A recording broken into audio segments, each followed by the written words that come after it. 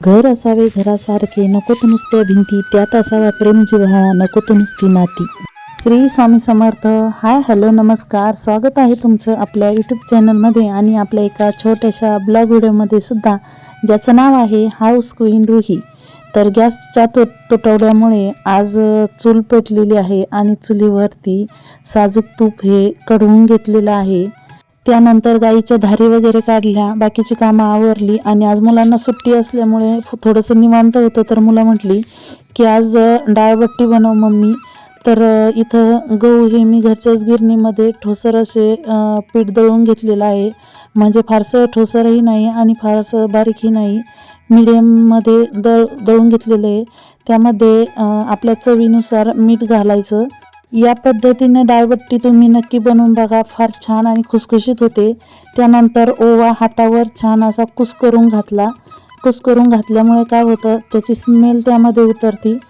ओवा हा जास्त प्रमाणात घालायचा, म्हणजे तुम्हाला आवडत असेल त्या हिशोबाने. तर आमच्या इथे फार असा ओवा आवडतो आणि खूप सारा, म्हणजे माझं कुठल्याही गोष्टीला मेजरमेंट नाही आहे, मी अंदाजेच टाकत असते. यामध्ये तुमच्याकडं दही अवेलेबल असेल तर घालू शकता. माझ्याकडं आज शिल्लक नव्हतं त्यामुळे मी नाही घातलं. आणि थोडासा हिंग घालायचा.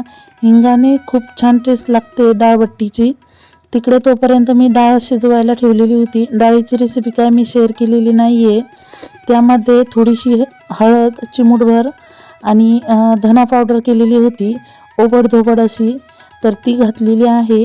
त्यानंतर त्यामध्ये आपलं रिफाईंड ऑइल जे असतं ते 2 चमचे ऑइल घालायचं आणि छान असं सगळं हे कोरडे जिन्नस मिक्स करून घ्यायचे व्यवस्थित. माझ्या फॅमिलीमध्ये सगळ्यात आवडता मेनू म्हणजे डाळबट्टी. सगळ्यांना फार आवडते, त्यामुळे महिन्यातून किंवा 15 दिवसातून एकदा तरी डाळबट्टी ही बनवली जातेच. आणि घरची गिरणी असल्यामुळे आपल्याला पाहिजे तेव्हा आणि पाहिजे तसं पीठ हे दळता येतं. त्यामुळे मी आठवड्यातून महिन्यातून एकदा दोनदा तरी डाळबट्टी बनवत असते. तर इथे मी 2 चमचे तेल घालून घेतलेलं आहे. कच्चंच तेल घातलेलं आहे, कुठल्याही प्रकारचं गरम किंवा उकळलेलं तेल नाही घातलेलं. तर या पद्धतीने छान असे सगळे जिन्नस मिक्स करून घ्यायचे आणि मग कोमट पाण्यामध्ये हे पीठ व्यवस्थित असं मळून घ्यायचं. म्हणजे आपण चपातीसाठी जी कणिक मळतो असं मळायचं नाही, एकदम प्रेस करून नाही मळायचं. तर हलक्या हाताने एकदम गोल गोल करत हे पीठ मळायचं. त्यामुळे काय होतं, पीठ हे हलक्या फुलकं मळलं जातं. अशा पद्धतीने हलक्या हाताने छान असा गोळा बनवून घेतला. खूप असा मऊ करावा असं काही नाही आणि त्याचे छोटे छोटे उंडे बनवून घेतले आणि मध्यभागी असा एक छोटासा होल बनवून घेतला. त्याने काय होतं, जेव्हा आपण हे बॉईल करतो किंवा उकडतो तर आतपर्यंत मस्त असे हे उकडून निघतात. त्यामुळे प्रत्येक उंडाला मध्ये एक होल करायचा. पीठ मळेपर्यंत आईंनी इकडं चूल पेटवून चुलीवरती पाणी उकळत ठेवलेलं होतं. पाण्याला उकळी आली आणि लगेचच आपण बनवलेले उंडे त्यामध्ये घालून घेतले. 2 बॅचमध्ये घालावं लागणार होते कारण जास्त प्रमाणात होते त्यामुळं. तर आज लाईटचा पण फार इश्यू झालेला होता अवकाळी पावसामुळे. आज पाऊस नव्हता तसा, परंतु वारं येऊन गेलेलं होतं आणि रात्रीचे आता वाजत होते 8, 8:30. रात्रीचं शूट असल्यामुळे थोडाफार ब्लर येणारच, त्यामुळे थोडंसं समजून घ्या. तर इथं 5 ते 6 उंडे पाण्यात घालून ठेवले. 7 ते 8 मिनटापर्यंत हे छानसे वाफळून घेतले. तर बघा अगोदरची साईज आणि आत्ताची साईज, तर डबल फुललेले होते हे उंडे. तर ते अगोदरचे काढून घेतले आणि दुसऱ्या बॅचमध्ये पुन्हा एकदा लगेचच टाकून घेतले. अशा पद्धतीने दुसरी बॅचसुद्धा मी छान अशी वाफळून घेतलेली आहे. आणि 2 ते 3 मिनटापर्यंत हे थोडेसे थंड होऊ द्यायचे आणि कट करून घ्यायचे आपल्याला हवे त्या आकारात, हव्या त्या साईजमध्ये. म्हणजे छोटे छोटे काप जर केले तर कडक होतात आणि थोडेसे मोठे मोठे ठेवले तर नरम होतात. ते तिकडं कट करून झाल्या आणि लगेचच तिकडंही स्वच्छ धुवून तापत ठेवली आणि आपण मगाशी बनवलेलं होतं ना तूप, ते तूप त्यामध्ये घालून घेतलं.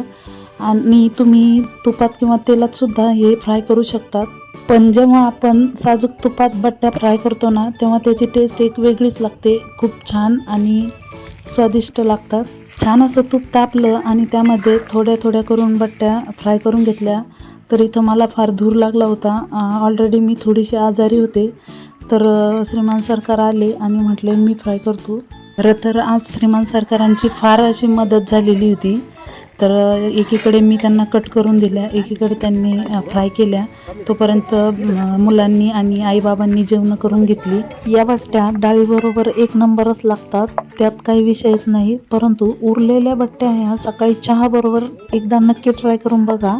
मी प्रत्येक वेळेस जेव्हा कधी बट्ट्या करेल तर तेव्हा एक्स्ट्रा करत असते, कारण मला तरी ह्या बट्ट्या चहाबरोबर फार आवडतात. अगोदर सांगितल्याप्रमाणे व्हिडिओ हा रात्री शूट केलेला आहे, त्यामुळे थोडासा अनफ्रेश व्हिडिओ आहे, त्यामुळे थोडंसं समजून घ्या.